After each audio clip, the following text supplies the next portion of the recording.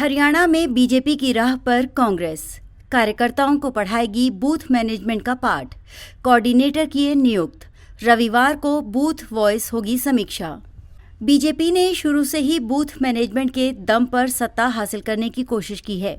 इसी के चलते अब कांग्रेस भी उसी राह पर अपने कदम आगे बढ़ाने जा रही है। इसके लिए उसने प्रदेश की सभी 90 सीटों के लिए कोऑर्डिनेटर की नियुक्ति की है।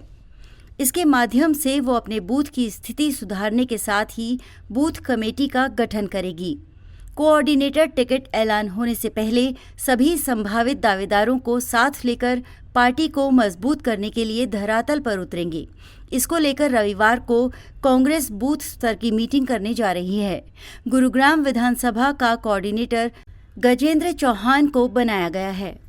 बीजेपी ने पहले बूथ मैनेजमेंट फिर पन्ना प्रमुख के जरिए कांग्रेस को मात देकर लगातार चुनाव में उसे पछाड़ा है। कांग्रेस भी बीजेपी की राह पर प्रदेश के विधानसभा चुनाव में बाजी मारकर सत्ता तक का सफर तय करने का सपना देख रही है। हालांकि लोकसभा चुनाव में सूबे की 10 में से 5 सीट जीतकर कांग्रेस नेता खासे उत्साहित हैं। एकजुटता करने की कोऑर्डिनेटर को जिम्मेदारी।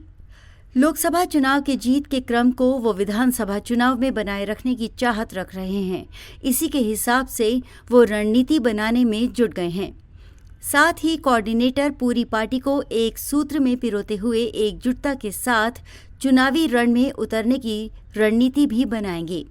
भले ही अभी दर्जनों कांग्रेसी टिकट के दावेदार हैं, लेकिन जब टिकट का ऐलान हो जाएगा तो सभी पार्टी के लिए समर्पित रहें।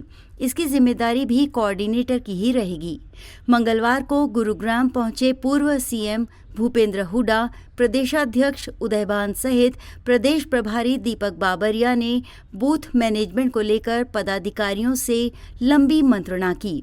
इसमें तय हुआ कि कांग्रेस भी अब अपने बूथ को मजबूत कर वहां पर एक मजबूत बूथ कमेटी बनाएगी, ताकि चुनाव के समय बूथ कमेटी अपने अपने एरिया के मतदाताओं को बूथ तक लाने में सफल हो। इसको लेकर गुरुग्राम विधानसभा सीट के कोऑर्डिनेटर बने गजेंद्र चौहान ने रविवार को एक अहम बैठक आहूत की है।